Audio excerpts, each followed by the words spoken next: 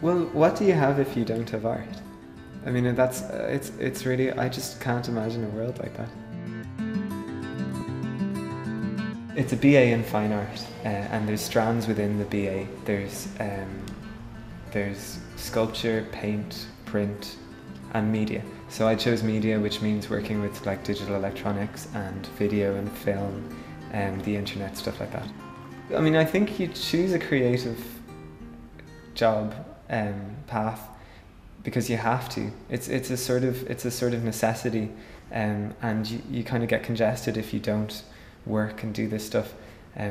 So I think that one way or the other I would be doing a creative thing, whether it be fine art or any type of media or something like that. Or a couple of hundred years ago, I would have been in an abbey doing icon painting, or putting the crown on the goat in the medieval fair or something. And I think there's always been that sort of contingency within society, within the spectrum society, of people who have that sort of necessity to do that kind of work, and it just manifests differently depending on the age and the time. When I started doing the CAO application stuff, it was actually still in the boom, and there was a huge pressure to continue for everybody to kind of do business and science and kind of those sort of subjects because they seem so lucrative. And now actually it's kind of weird because a lot of my contemporaries from back then who went through business courses are on the dole, or that kind of hasn't really set off, or it kind of left them disappointed in a way.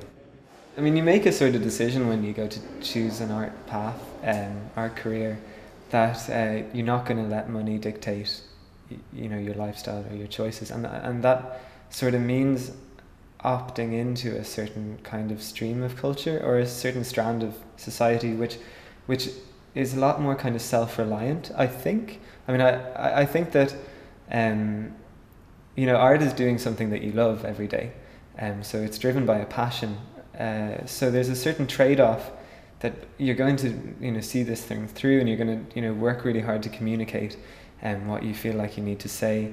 But on the downside, you don't expect to be buying fast cars and top designer clothes and stuff like that.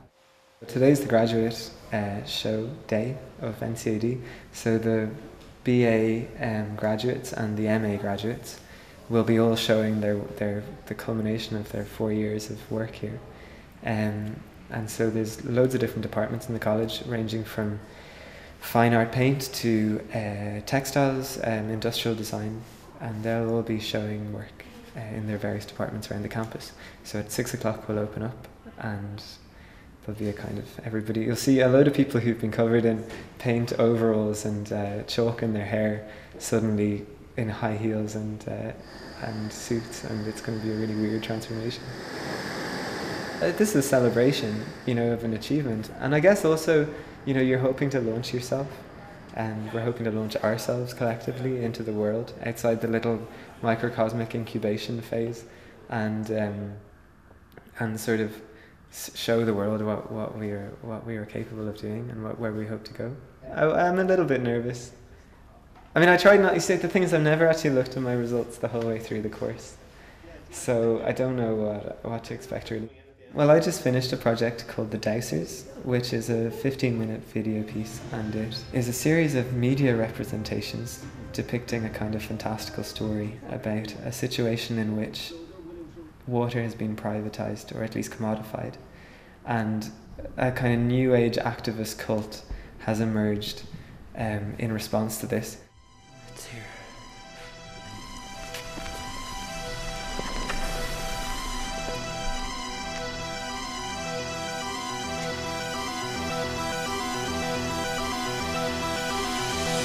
World premiere tonight. I'm trying to gauge people's reactions. Couldn't tell just there. Well, I guess when you're an artist, as I hope to be after this course, you're kind of one man business. You're the director of the project, you're the PR person, you're the production, so you do everything, and so you have to kind of multitask, and you have to learn, and you have to be adaptable. And I think that's kind of the magic. They sort of band around this this statistic that I think came out in a newspaper a couple of years ago, that the percentage of art students that go on to a career in art was 5% or 10%. But I think that those kind of things are very hard to quantify, because what you actually learn when you do a kind of art practice is the process by which you take an idea or an insight or some sort of feeling. Maybe it's not articulate, or you can't articulate it in words, and you make that manifest in the world. And that basic behavior, which sounds really obvious and kind of fundamental, has massive repercussions. If you can see an image and make it on a piece of paper, that simple action is massively empowering, and that has the ability then to be transferred to your engagement with your environment, politically, socially, and the people around you. I think it's fundamentally political because it's about how people see themselves and behave towards each other, and it's about how you build your paradigm of the world. And I think that's the purpose, or one of the many purposes of art, is to be able to reflect on how you situate yourself within a community, within a society, and what your values are. So it's massively political, not just in the production, but also in the reception. I think that sort of community is important to a city because it becomes the circulation for the city. It becomes a kind of bloodline. Without art and without culture, what would you have in a city? It'd just be pure commerce. People would live at home and they'd go into work and they'd return. They'd shop for their food and that. But you need a binding agent. You need something to do. And there is something really exciting happening in Dublin. So that is really good to be part of, and that's something I want to sort of stay around and see through. I think that the current climate in Ireland has done some interesting things to art in Ireland and young artists in Ireland. I think the massively commercial environment that we saw during the Celtic Tiger made it very difficult for people to produce art, because most of the people who are producing art at a kind of grassroots level, at a basic level, are struggling with income. So if you can't afford to pay the rent prices that were being asked during the Celtic Tiger, you're probably going to be living at home until you emigrate. So I think conversely, in a weird way, a very commercial environment makes artists emigrate in a way that a kind of recession doesn't. Not to glorify or romanticize something that's obviously devastated many people's lives and left most of the population feeling very betrayed. For a European country, I'm not sure it does have the same standards maybe in terms of facilities, but that said, what Ireland does have is a kind of massive sense of camaraderie and goodwill. Irish people tend to help each other and tend to build communities and work together in a way that I think is unusual. And what I feel is happening in Dublin now is a genuine community of creative people and there's a kind of internal economy of assistance, and that's fantastic.